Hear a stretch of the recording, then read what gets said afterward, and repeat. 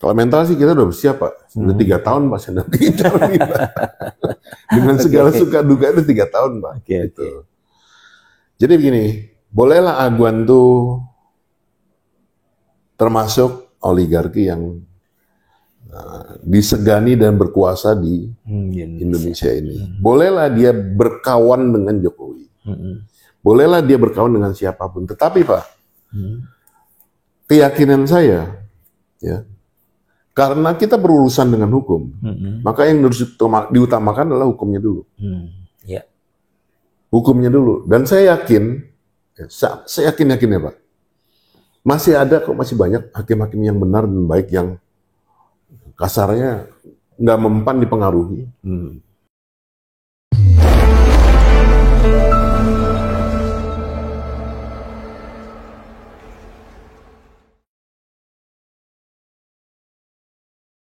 Assalamualaikum warahmatullahi wabarakatuh.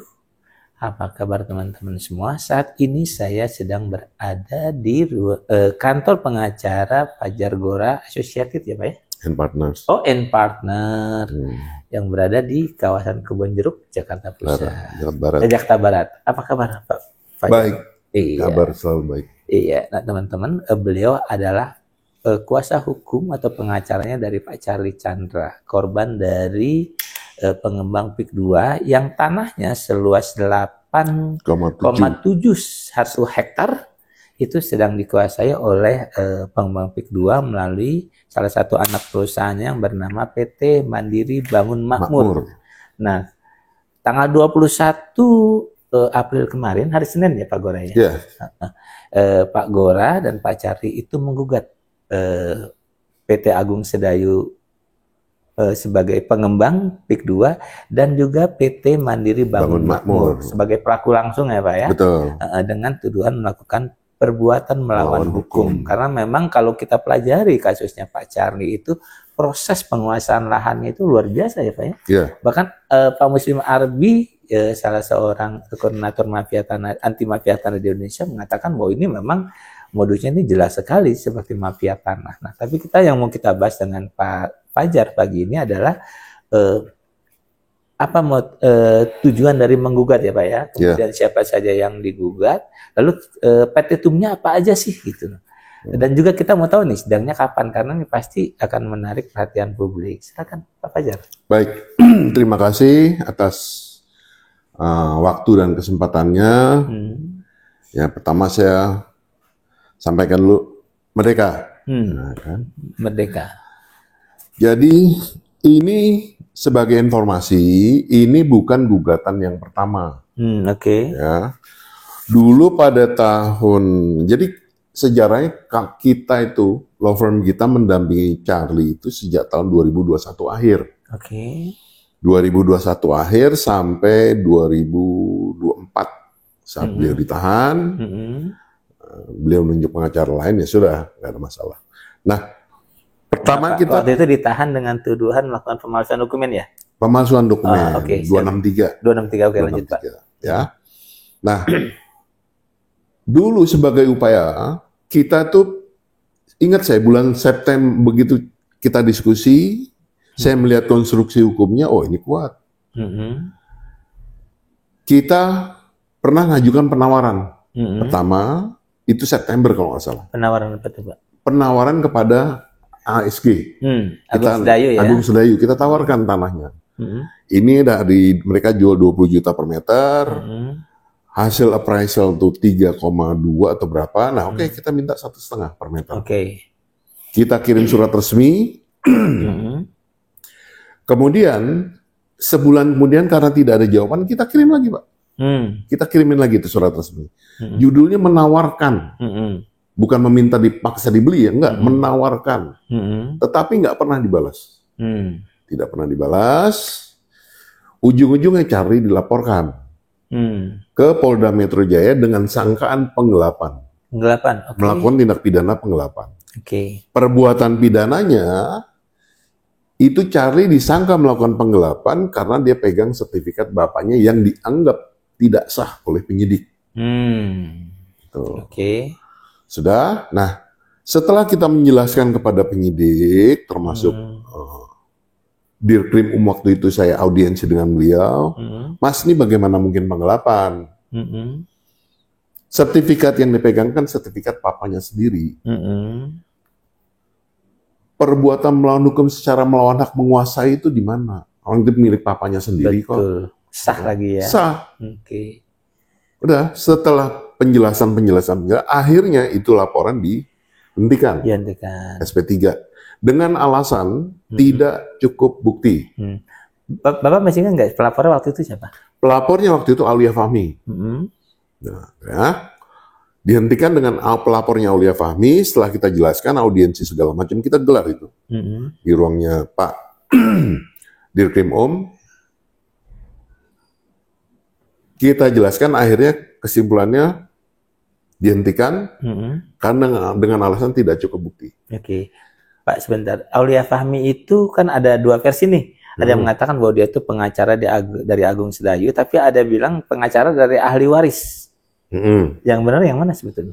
Jadi begini, kronologinya, ya, ahli waris dari Tepitnyu itu memberikan kuasa kepada namanya PT NBM. Mandiri Bangun Makmur. Mandiri Bangun Makmur. Oke. Nah, dari Mandiri Bangun Makmur memberikan kuasa kepada Aulia Fahmi untuk melakukan perbuatan hukum, termasuk mengajukan laporan dan segala macam. Kan? Menurut saya ini agak aneh. Iya, menurut saya juga gitu. Dari tadi ngomong aneh ini. Agak aneh. Kenapa aneh? Kalau memang ahli waris orang yang berhak, betul. Kenapa dia nggak langsung tunjuk pengacara aja? Nah, kenapa harus melalui pihak ketiga lagi? Iya, dan mengapa justru perusahaan itu yang kemudian mengambil? Betul. Aneh ya? Agak aneh. Oke. Tidak biasa. Betul. Ada indikasi-indikasi lah itu ya. Ada indikasi. Faktor X-nya banyak, Pak. Benar. Kalau darinya begitu, pasti begitu. Silakan. Sudah. Nah, setelah memberikan kuasa NBM memberikan kuasa kepada Aulia Fahmi untuk mengajukan laporan. Dia laporlah itu di Polda Metro Jaya. Nah, kalau saya boleh bahas sedikit, ya. Tanah ini saya sampai hafal nih, karena 3 tahun dampingin ya, ngotot gitu. Sertifikat itu terbitkan tahun 69, Pak. 69, pemilik asli tanah itu sebenarnya adalah namanya Paul Chandra. Bukan Tepitnyu. Bukan. Tepitnyu itu hanya penggarap, Pak. Oh. Si Paul Chandra ini, anaknya Tuan Kasir, dia pemilik tanah banyak sekali di daerah Teluk Naga situ. Tuan tanah dia. Oke. Nah, sejarahnya kenapa menjadi dalam sertifikat itu namanya Tepitnyu? Karena Tepitnyu lah yang menggarap tanah itu. Jadi mungkin ya, biar gampangnya adalah karena lu yang garap, nah sertifikatnya atas nama lu aja dah. Gitu. Terbitlah sertifikat 05 Lemo itu tahun 69, Pak. Itu atas nama Tepitnyu. Atas nama Tepitnyu. Tapi secara material pemiliknya adalah si Paul Chandra. Nah, saya nggak asal ngomong aja nih. Ini bisa dibuktikan dalam putusan pidana yang selalu digaungkan sebagai dasar untuk menyatakan bahwa sertifikat palsu dan segala macam. Tepitnyu dalam persidangan mengakui. Tanah ini milik terdakwa. Paul Chandra tuh waktu itu didakwa karena memasukkan tanda tangan Tepitnyu dalam akte jual beli. Ya. Betulnya secara hukum kuat ya? Ya kuat, Pak. Oke, terus lanjut, Pak. Nah, setelah itu, setelah si ahli waris ini dijual, 69 terbit, 82 itu dijual ke orang yang namanya Khairil Wijaya. Tapi belum ada balik nama. 86 oleh si Khairil Wijaya, sertifikat ini dibalik namakan. Jadi nama dia. Tentu kan nama Tepitnyu dicoret, Pak. Betul kan? 88 dibelilah sama Sumita Chandra, papanya Charlie itu. Nama si Khairil Wijaya dicoret, menjadi nama Sumita Chandra. Betul gak? Berarti kan nama si Tepitnyu dicoret nih. Pertanyaannya, kalau nama si Tepitnyu sudah dicoret, apa alas hak dari si ahli waris untuk menyatakan dia pemilik? Nah, itu dia. Apa alas hakmu? Satu. Kedua, kalau kita ngajukan laporan ke polisi, Pak, SPKT gitu kan, tentu kan ditanya, Pak polisi saya mau lapor nih, tentu ditanya bukti permulaanmu apa? Ini Pak. Kalau ditunjukin itu sertifikat bahwa namanya sudah dicoret, nama kamu siapa? Oh saya ahli waris Tepitnio. Nah ini kan nama nenek lu udah dicoret. Sudah nggak ada di situ ya. Oh nggak bisa ini. Iya. Tapi kok laporan ini bisa diterima? Diterimanya di Polda Metro Jaya. Oke. Lebih aneh lagi, bisa naik ke penyelidikan, bahkan naik ke penyidikan. Pertanyaannya ada apa ini? Betul. Kalau kita ngelapor Pak kurang bukti, jangankan naik penyidikan Pak, diterima juga enggak itu laporan. Betul kan ya? Nah, sudah laporan tentang penggelapan dihentikan, tapi Aulia Fahmi nggak mau kalah, nggak mau kalah gaya waktu itu. Dia bilang, oh bukan dihentikan, kita yang cabut. Nah, padahal dalam surat SP3 itu jelas-jelas dikatakan bahwa laporan ini dihentikan, penyidikan laporan ini dihentikan karena tidak cukup bukti. Masih ada ya berkas SP3 ada, Pak, masih ada. Oke. Tuh. Nah, selanjutnya dilapor lagi di situ lagi. Dengan sangkaan memalsukan surat. Pemalsuan surat 263. Dilaporkannya ke Polda Metro lagi. Polda Metro lagi 2 kali berarti di Polda. 2 kali. Oke. Nggak berhenti di situ. Kemudian di Polres Tangerang ada laporan lagi terkait objek tanah ini, tapi sebenarnya yang menjadi target adalah Charlie juga. Yang menjadi target laporan ini Charlie, batuk, kemen kerambol tuh loh Pak, tak gitu. Targetnya Charlie juga. Nah, waktu itu karena laporan yang kedua itu adalah terkait pemalsuan surat nggak jalan di Polda, diambil alih sama Polda Banten. Diambil alih sama Polda Banten. Nah, waktu itu, begitu diambil alih sama Polda Banten, saya lupa ya, kita tanggal 11 Agustus mengajukan gugatan, 11 Agustus 2023 kita mengajukan gugatan. Gugatan ke Pengadilan Negeri Jakarta Utara. Dengan dasar perbuatan melawan hukum. Terdaftar dalam register perkara nomor 553 garing PDT garing 2003 PN Jakarta Utara. Terus selain itu juga 10 Agustus 2023 kita mengajukan PTUN ke Tun Serang. Terdaftar dalam nomor perkaranya itu nomor 35G garing 2023 PTUN Serang tanggal 3 Januari 2024. Itu tanggal 10 Agustus 2023. Perkaranya, Pak. Nah, berlanjut, kemudian nih Charlie ini pada sekitar Maret 2024, setelah kita, saya ingat Pak, 2023 itu pada 14 November 2023 kita dipanggil RDPU di DPR. Berarti melapor ke DPR juga ya? Kita melapor DPR, RDPU. 2 hari kemudian Charlie dipanggil sebagai tersangka. Itulah hasilnya. Gitu. Jadi untuk apa lapor ke DPR? Dipanggil sebagai tersangka. Nah, dalam panggilan sebagai tersangka itu tidak ada namanya hasil penetapan tersangka kan gampang Pak. Itu kan hak asasi orang kan. Harusnya ada gelar dulu. Betul, ada gelar perkara biasanya. Setelah ada gelar perkara, berdasarkan hasil gelar perkara itu ditetapkan tersangka. Artinya ada hasil gelar dan penetapan tersangka. Betul. 2 hal ini yang nggak ada. Penetapan tersangkanya nggak ada. Pertanyaan, begitu tanggal 16 dipanggil, penetapan tersangka belum ada. Pertanyaan lanjut, bagaimana saya bisa memberikan keterangan sebagai tersangka? Penetapannya nggak ada. Satu. Kedua, saat itu pun kalau nggak salah kita sedang,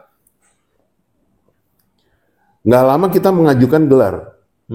Permohonan gelar ke Wasidik. Setelah mengajukan permohonan gelar ke Wasidik, dilakukan gelar perkara, Charlie sudah ditetapkan tersangka, Maret dia ditahan, kalau nggak salah Maret dia ditahan, sebelum Lebaran itu.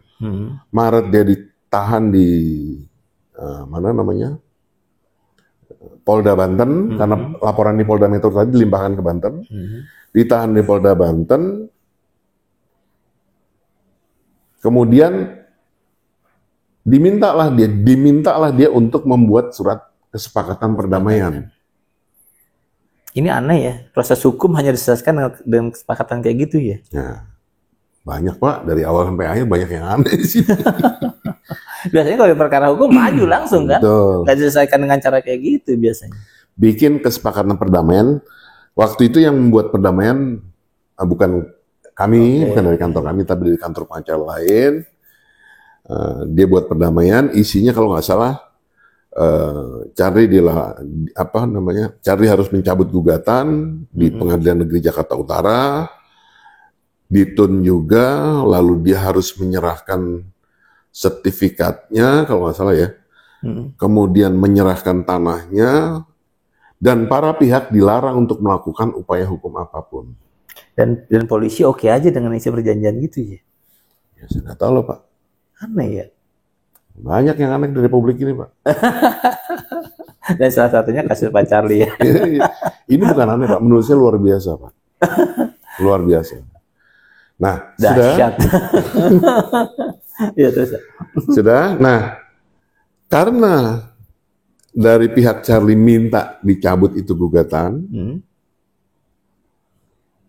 akhirnya kami sebagai penerima kuasa, kami kan bertindak ini kan hanya berdasarkan kuasa Pak. Pemberi kuasa suruh gugat, setelah kita pelajari suruh gugat ya kita gugat. Kemudian dia tidak bisa meneruskan ya sudah, mencabut ya cabut gitu. Tetapi pencabutan ini bisa saya informasikan bahwa ini murni bukan saya bisa bilang ini bukan murni inisiatif dari Charlie. Tetapi ini karena dia terikat kepada kesepakatan dibuat oleh PT MBM. Yang mengajukan perjanjian itu PT MBM ya? Sebenarnya yang namanya perjanjian kan dua pihak Pak. Oke. Dua pihak antara Charlie dengan MBM. Yang mengusulkan? Udah kita bikin perjanjian aja nih gitu. Dari pihak mana tuh? Setahu saya kayaknya sih mereka ya. Dari MBM yang mengusulkan. Dari MBM yang mengusulkan perdamaian. Dengan kondisi pada saat itu Charlie sedang di dalam tahanan. Ya oke lah Pak. Orang ditahan. Ya dia oke aja. Bahkan menurut informasi terakhir yang disampaikan Charlie, dia menyerahkan tanahnya 87.100 meter persegi. Saya hafal Pak. 87.100 meter persegi itu free. Tanpa ganti rugi sama sekali ya? Atau pembayaran sama sekali ya? Tanpa pembayaran. Ganti untung enggak, ganti rugi enggak Pak? Ganti sial. Gitu. Nah, oke. Sudah. Kemudian kan cerita bergulir terus nih. Bergulir terus, Charlie menceritakan penderitaannya. Nggak ada, setahu saya sih, seingat saya, dia nggak melakukan upaya hukum ya, bukan perbuatan hukum ya Pak. Tidak menempuh upaya hukum apapun. Saya flashback lagi, setelah kesepakatan dibuat, dipenuhi semua, gugatan sudah dicabut, tun sudah dicabut, tanah sudah diserahkan, sertifikat sudah diserahkan, Charlie sudah dikeluarkan, keluarlah SP3. Diterbitkan SP3. Udah. Nah, kemudian setelah berada di luar, Charlie ini kan menceritakan pengalaman-pengalamannya. Setahu saya juga dia tidak pernah menempuh upaya hukum apapun. Dia hanya menceritakan apa yang dialaminya selama ini. Curhat istilahnya. Istilahnya curhat lah. Iya. Nah, oleh PT MBM dianggap ini sebagai suatu upaya hukum. Kemudian, saya lupa itu kapan mereka ngajukan pra-peradilan terhadap SP3 yang sebenarnya mereka minta, sudah di SP3, sekarang diminta dibuka lagi. Dibukalah, dilakukan sidang pra-peradilan, kemudian SP3 ini dibuka lagi, penetapan tersangkanya jalan lagi. Berarti kesepakatan itu batal dong Pak? Iya, Pak sebentar. Ya. Dalam surat perjanjian itu ada nggak klausul yang menyebutkan bahwa Pak Charlie juga nggak boleh cerita kemana-mana soal kasusnya? Ada nggak kayak gitu? Setahu saya tidak ada Pak. Nggak ada. Tidak ada. Oke. Charlie nggak boleh cerita nggak ada, MBM nggak boleh cerita nggak ada. Oke. Hanya yang seingat saya, para pihak dilarang melakukan upaya hukum apapun. Oke. Nah kalau kemudian Pak Charlie digugat gara-gara dia curhat, berarti yang melakukan upaya hukum? Iya dong. Dia benar. Kita bisa nilai siapa yang melakukan upaya hukum. Berarti dia sendiri yang prestasi ya? Betul. Oke. Dengan melakukan SP3 itu kan mengajukan pra peradilan, itu kan upaya hukum, Pak. Membuka SP3 lagi nih. Kan upaya hukum. Berarti kan demi hukum kesepakatan ini batal loh. Karena satu pihak sudah breach the contract, melanggar ketentuan. Ya kan? Nah, karena selanjutnya informasi Charlie yang saya dapat dari Charlie sudah mulai dipanggil nih. Saksi-saksinya, kakaknya, Henrich, lalu ada Timo dipanggil juga. Artinya penyidikan ini dibuka lagi. Udah mulai jalan ya. Charlie juga sudah dikirimin SPDP lagi. Surat pemberitahuan dimulainya penyidikan. Jalan lagi nih perkara. Nah, karena ini sudah jalan, sebelum jalan kami pada tanggal dengan berdasarkan kuasa pada 14 April 2025, kita mengajukan gugatan kembali ke Pengadilan Negeri Jakarta Utara yang dulu kita cabut, Pak. Kita masukkan lagi. Masukkan lagi, oke. Tanggal 21 April 2025 kita daftarkan lagi. Terdaftar dengan nilai dengan nomor register 225 garing PDTG garing 2025 garing PN Jakarta Utara. Oke. 226 ya? 225. 225 ya. Oke. Di sini 226. 226 ya. Beda satu, Pak. Beda perkara dong. Pak, tapi sebentar, sebelum lebih lanjut saya mau nanya nih. Dengan proses yang sedemikian, Bapak melihat posisi polisi ini sebetulnya di mana sih? Apakah cukup polisi itu kan punya punya acuan sendiri di KUHP ya? KUHP maksud saya. Dan dia juga punya tanggung jawab untuk menangani perkara ini secara independen, secara transparan, itu ya? Betul? Hukumnya seperti itu, Pak. Hukumnya. Nah, dengan posisi yang seperti ini, Bapak melihat proses di polisi seperti apa sebetulnya? Jadi termasuk yang terakhir yang Charlie ditahan ini, kan sangkaannya Pak memalsukan surat. Memalsukan surat. Memalsukan suratnya di mana perbuatannya apa? Bahasa kami perbuatan itu apa? Perbuatannya adalah pada saat 7 Februari dia ngajukan balik nama, pembatalan itu kan 3 Maret. 3 Maret 2023 ya. 2023. Pada saat dia mengajukan balik nama, itu kan karena Charlie nggak ngerti ceritanya seperti apa, dia serahkanlah ke PPAT yang biasa ngurus balik nama ini, Pak. Namanya Sukamto. Sukamto lah yang ngurus balik nama ini. Dengan berdasarkan kuasa dari Charlie. Surat kuasa Charlie itu hanya bilang, setahu saya Pak ya, memberikan kuasa kepada Sukamto untuk mengajukan balik nama. Nggak ada di situ melakukan perbuatan melawan hukum, nggak ada, Pak. Ya. Nah, kalau toh pun terjadi perbuatan melawan hukum, pertanyaannya melakukan siapa? Iya. Charlie kah atau Sukamto? Atau kedua, pada saat Sukamto mengajukan balik nama, ada di situ namanya lampiran 13, Pak. Lampiran 13 itu berisi nama, tanggal lahir, alamat, dan segala macam. Data yang diisi ini nggak ada yang salah. Namanya Charlie Chandra, bukan Charles Barton. Lahirnya di sini, nggak ada yang salah di sini semua.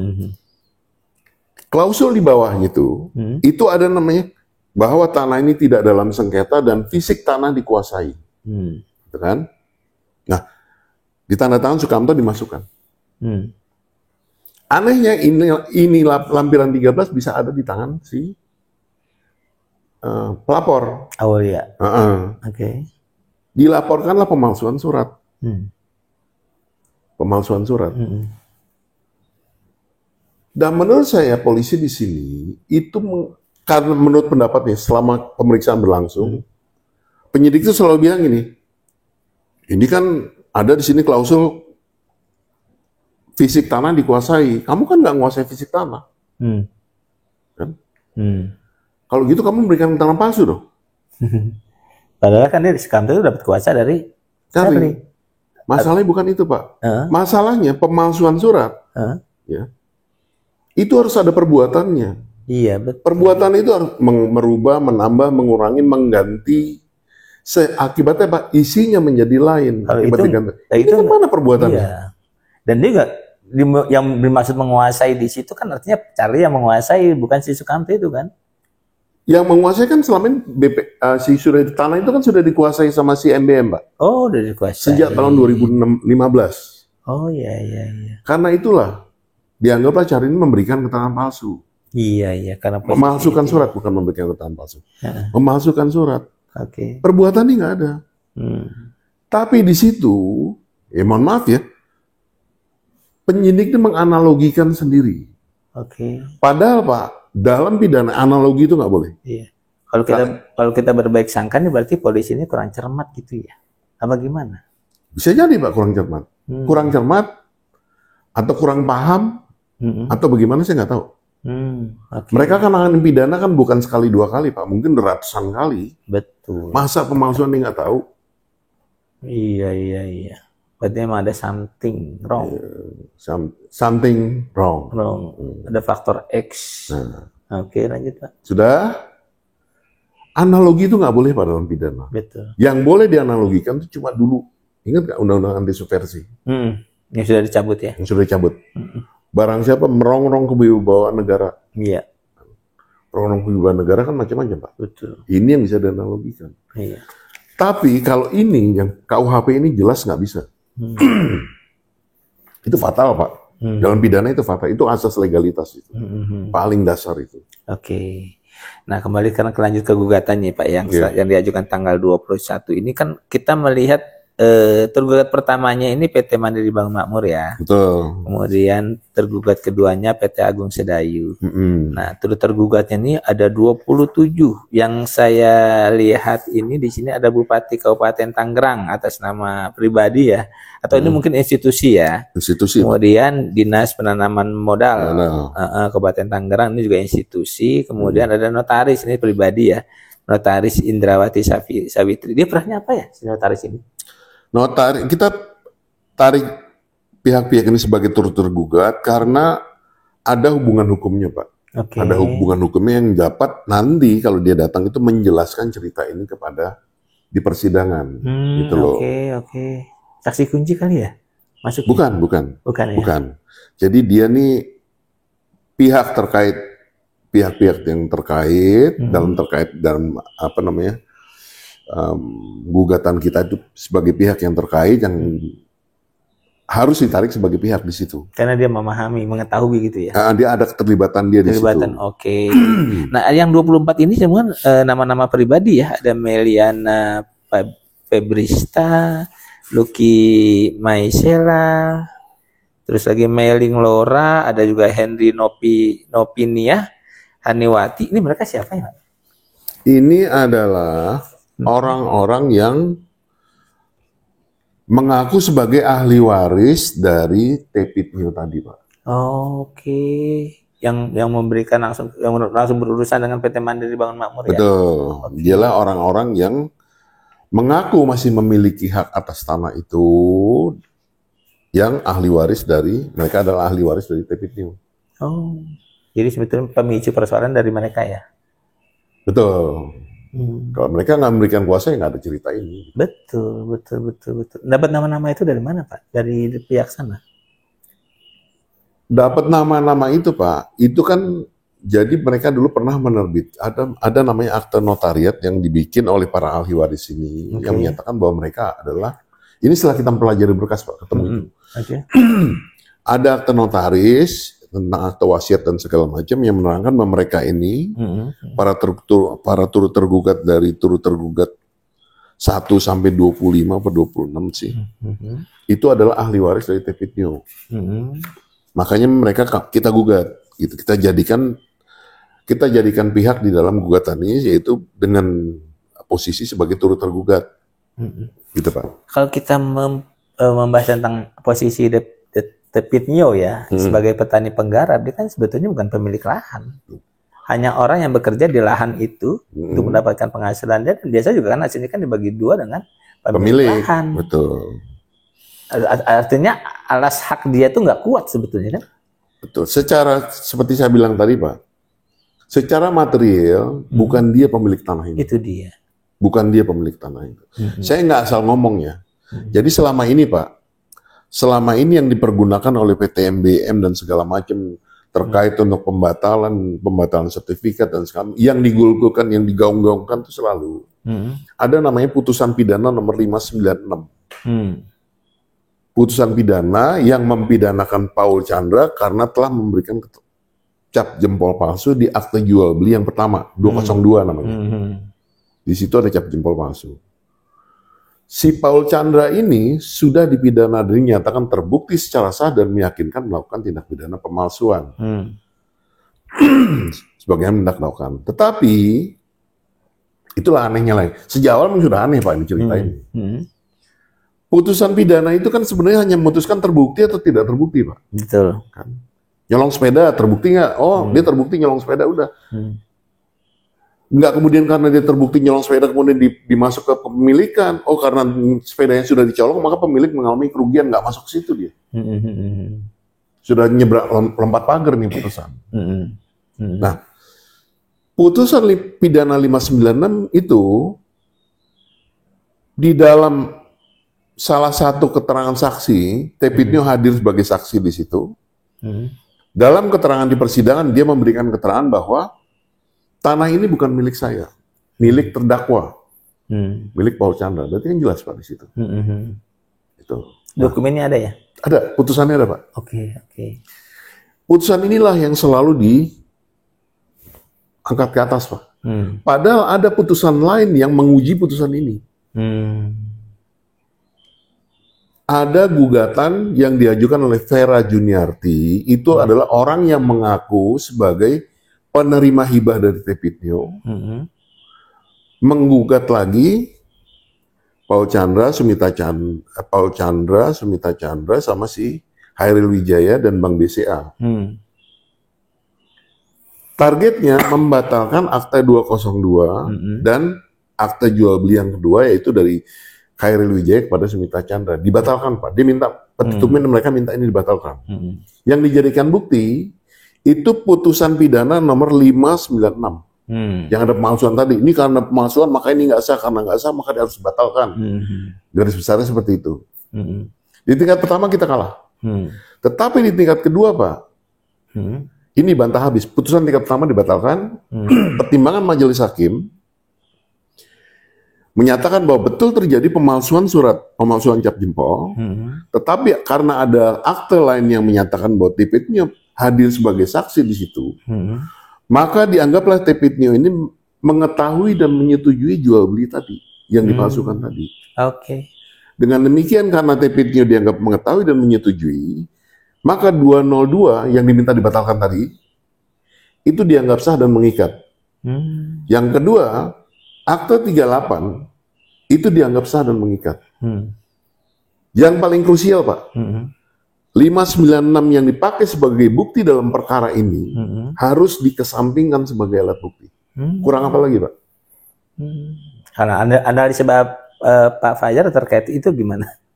Ada kejanggalan di mana? Kalau di putusan itu sebenarnya sudah terang-terang ya. Penyidik nggak pernah mau lihat putusan ini Pak. Nggak pernah mau lihat putusan ini. Mereka selalu bilang ini ada pemalsuan surat. Sampai di situ doang. Kita Pak, nggak bisa gitu Pak. Ini dibatalkan. Sebetulnya namanya penyidikan kan dia harus in-depth ya. Harus semua aspek dia lihat kan. Iya. Yang benar seperti itu Pak.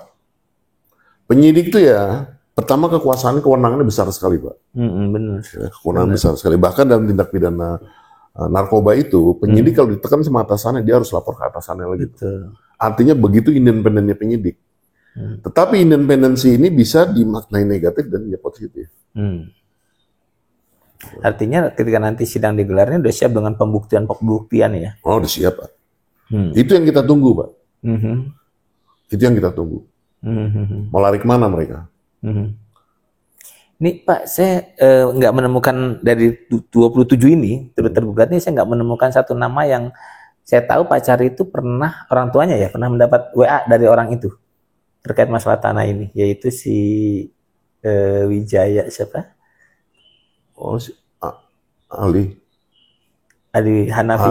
Ali Hanafi Hanafi. Wijaya. Oh, nah, saya nggak melihat nama ini ada di situ. Ada. Padahal kalau saya lihat kayaknya perannya signifikan juga tuh dalam kasusnya Pak Charlie. Ali Hanafi ini memang dalam gugatan tidak pernah masuk, Pak.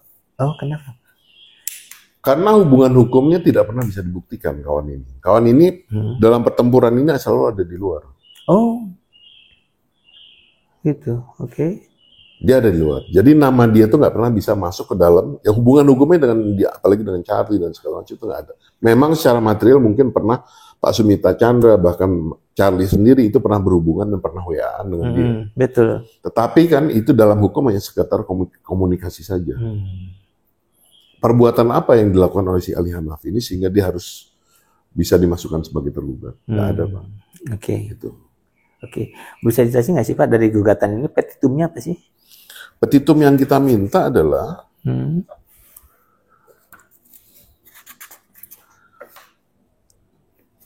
banyak Pak, ini ada kita petitumnya banyak. Ada 11, tetapi yang paling krusial sini saya bacain itu aja ya. Yang paling krusial aja.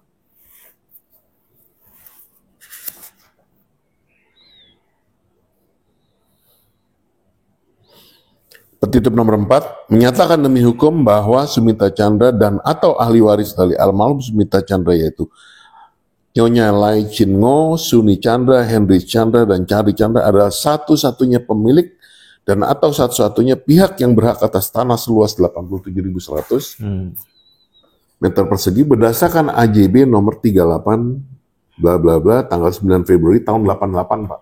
AJB itu tahun 88. AJB itu ada ya? Ada, bisa Pak. jadikan bukti juga ya? Ada. Oke. Dan ini karena kita mendalilkan, pasti kita akan membuktikan nanti di sini. Itu yang paling krusial itu. Jadi, ini sengketa kepemilikan. Sengketa kepemilikan, lagi-lagi Pak, karena kasus Charlie ini kan sekarang sedang berjalan lagi, ini pidananya jalan lagi. Ada dalam hukum tuh namanya prejudicial gesil. Apa itu, Pak? Itu diatur dalam Perma 1 tahun 56. Yang garis besarnya adalah apabila sedang terjadi sengketa kepemilikan, maka pidananya ini harus di-hold dulu, Pak. Beresin dulu itu sengketa kepemilikannya, siapa yang sebenarnya berhak di situ. Setelah itu diketahui, barulah nanti pidananya bisa jalan atau tidak jalan. Artinya adalah kalau memang ternyata, terbukti Charlie bukan pemilik, ya jalan perkara ini. Tetapi kalau diputuskan bahwa Charlie pemilik sah satu-satunya seperti yang petitum tadi, berarti ini dia punya dong, pidananya harus berhenti. Kalau seandainya nih sidang baru mulai berjalan atau sedang berjalan, tiba-tiba Polda Banten tetap melakukan proses, tindakannya gimana? Tindakan itu kan tindakan yang kita harus hadapi, Pak. Proses Polda Banten ini kan akan bermuara di pengadilan. Polda Banten itu akan memberkas perkara ini, mengumpulkan barang bukti, keterangan saksi, dan segala macamnya, diberkas, dimasukkan di dalam berkas, kemudian dilimpahkan ke Kejaksaan Tinggi Banten. Setelah diteliti oleh Kejaksaan Tinggi Banten, kalau andainya Kejaksaan Tinggi Banten ini berpendapat bahwa berkas ini sudah cukup, maka mereka akan menyatakan P21. Tetapi itu dokumen intern mereka, Pak. Kita nggak tahu. Setelah dinyatakan P21, maka berkas ini akan dilimpahkan ke persidangan di pengadilan untuk diperiksa dan diadili oleh pengadilan yang terbuka untuk umum. Artinya setiap orang boleh lihat situ. Jadi kans kita untuk membuktikan bahwa perkara ini adalah benar, itu jauh lebih besar di sana. Iya, Pak. Pertanyaan saya gini, Agung Sedayu itu kan kita tahu salah satu pengembang raksasa, bahkan pemiliknya Aguan disebut-sebut sebagai salah satu oligarki. Oligarki juga disebut-sebut sebagai the real penguasa Indonesia selama Jokowi berkuasa kemarin 10 tahun. Itu isunya seperti itu. Artinya ini pertarungan yang sangat luar biasa. Bukan lagi melawan naga sebetulnya, mungkin melawan raganya naga kali gitu. Betul. Ya. Nah, persiapan apa yang sudah disiapkan untuk itu? Kira-kira argumentasi dan mungkin mental juga kali yang seperti apa yang disiapkan? Kalau mental sih kita udah bersiap, Pak. Sudah 3 tahun, Pak. Sudah 3 tahun, Pak. Dengan segala suka duka itu 3 tahun, Pak. Gitu. Jadi begini, bolehlah Aguan tuh termasuk oligarki yang disegani dan berkuasa di Indonesia ini. Bolehlah dia berkawan dengan Jokowi. Bolehlah dia berkawan dengan siapapun. Tetapi, Pak, keyakinan saya, ya, karena kita berurusan dengan hukum, maka yang harus diutamakan adalah hukumnya dulu. Yeah. Hukumnya dulu. Dan saya yakin, saya yakin-yakin ya Pak, masih ada kok, masih banyak hakim-hakim yang benar dan baik yang kasarnya nggak mempan dipengaruhi. Saya masih sangat yakin Pak. Satu. Kedua, kalau perkara yang menurut saya ini benar, kemudian dikriminalisasi di pengadilan, Pak. Itu kan sangat terlihat itu. Akan kelihatan sekali. Artinya pertarungan buat pengadilan ini sangat, mahal ini, Pak. Iya. Mahal ini, Pak. Apalagi zaman sekarang, kondisi seperti ini. Betul. Betul. Teman-teman, kasusnya Pak Charlie Chandra ini memang sangat menarik. Memang sebetulnya banyak korban dari PIK 2 ya Pak ya? Banyak. Agung Sedayu. Cuman Pak Charlie ini termasuk yang berani melawan, fight habis-habisan. Mungkin karena sakit hati juga kali ya. Apalagi bapaknya sampai meninggal ya karena kasus ini ya. Belum lagi Pak Charlie juga, itu sebetulnya kan warisan yang sangat luar biasa ya. 8 hektar, 8,7 hektar. Iya, betul. Jadi memang kalau misalnya ini naik ke pengadilan maksudnya, ini akan menjadi sangat menjadi perhatian publik kali ya. Betul Pak. Perhatian publik. Nah, memang kita tahu lah bahwa dunia peradilan kita itu seperti apa gitu ya. Memang kalau hukum mau adil itu harus ada pemantau-pemantau kali Pak ya. Harus ada pemantau. Menurut Bapak perlu nggak sih kasusnya Pak Charlie ini dari Mahkamah Agung turun memantau, KY juga memantau, perlu nggak sih? Perlu Pak. Nah, supaya itu sudah menjadi salah satu strategi kita juga nanti. Bukan strategi sebenarnya sih Pak, itu hal yang umum yang dilakukan ya. Saat peristiwa ini masuk persidangan, kami akan meminta kepada Mahkamah Agung, Komisi Yudisial agar melakukan atensi dan supervisi terhadap jalannya kasus ini. Iya. Atensi dan supervisi Pak.